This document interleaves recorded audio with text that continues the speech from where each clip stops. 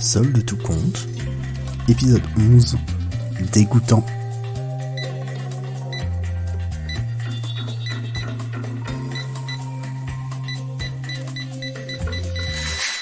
À table! La voix de Françoise résonna. Elle n'aimait pas crier comme ça dans la maison, ce n'était pas chez elle, mais quand même, ça renvoyait une mauvaise image aux voisins. Elle voulait que son fils soit quelqu'un de respectable. Elle était contente qu'il se soit rasé, il faisait déjà moins négligé. Pendant qu'elle réfléchissait à ça, elle goûta la soupe et se brûla, comme d'habitude. Mais bon, la soupe c'est meilleur très chaud, ça apprend la patience et la délicatesse. Toujours pas de bruit dans la salle à manger. À table! C'est prêt maintenant! Quand il était enfant, Jean-Pierre était quand même beaucoup plus ponctuel. Enfin, est-ce qu'ils sont tous comme ça à son âge maintenant? Ah, la septuagénaire souleva le faitout et se dirigea vers la table. Enfin, elle entendit la petite famille arriver. Le père avec le fils, la mère avec la fille. « Ah, excuse-nous maman, hein, on finissait les devoirs, lui dit son fils. J'étais en train de changer la couche de Ninon, ajouta sa belle-fille. Tout le monde s'est lavé les mains au moins? Tous répondirent oui d'une seule voix, sauf Ninon. Tous mentirent, sauf Ninon. Allez, tendez-moi vos assiettes avant que ça refroidisse. Non, je veux pas de la soupe. De toute façon, y a que ça. Et puis, tu l'as jamais goûté ma soupe. Donc d'abord, tu essayes avant de dire que tu aimes pas.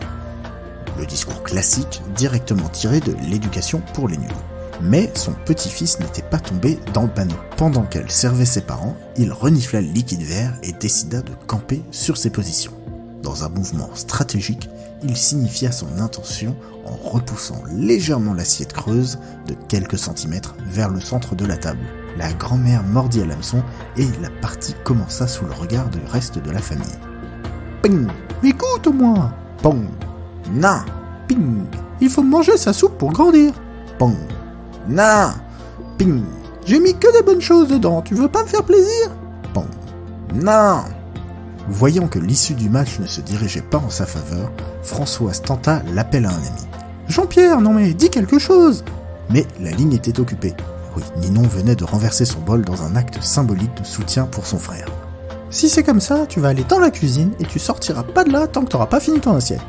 Elle saisit l'enfant par le bras, qui la suivit sans mot dire, et s'installa à la table carrelée et froide de la cuisine. Il continua de regarder son assiette. De l'autre côté de la porte, il entendait des bruits de conversation, mais était trop concentré sur l'odeur de chou qui se dégageait de la soupe pour vraiment prêter attention à ce qui se disait. Il ne savait pas ce qui se jouait dans la salle à manger. Il ne se doutait pas que sa mère jouait le match retour.